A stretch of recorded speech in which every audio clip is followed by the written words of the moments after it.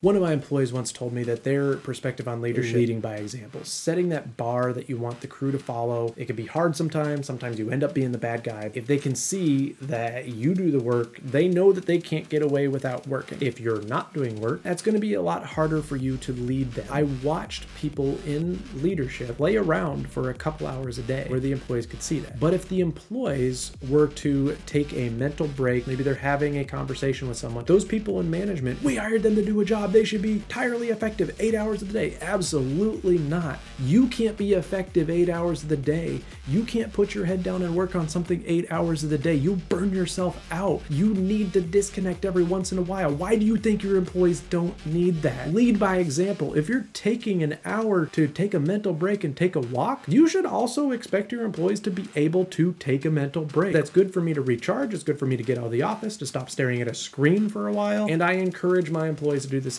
On your lunch break, why don't you take a walk? I want you to take those breaks. I want them to not burn out. I want them to be able to have conversations with people around them. And I don't want to feel like I have to look over their shoulder. By giving my employees a level of trust, I've never really had to worry. I trust them to get the job done. And sometimes I've had to step in and steer it back to work, please. I might stand up and have a conversation that's not about work with my employees to get their mind out of what they're doing, maybe get some creative thinking, as long as I'm not distracting them. If you are a leader and you're not recognizing that your employees need mental breaks, then you're doing leadership wrong, creating a toxic work culture.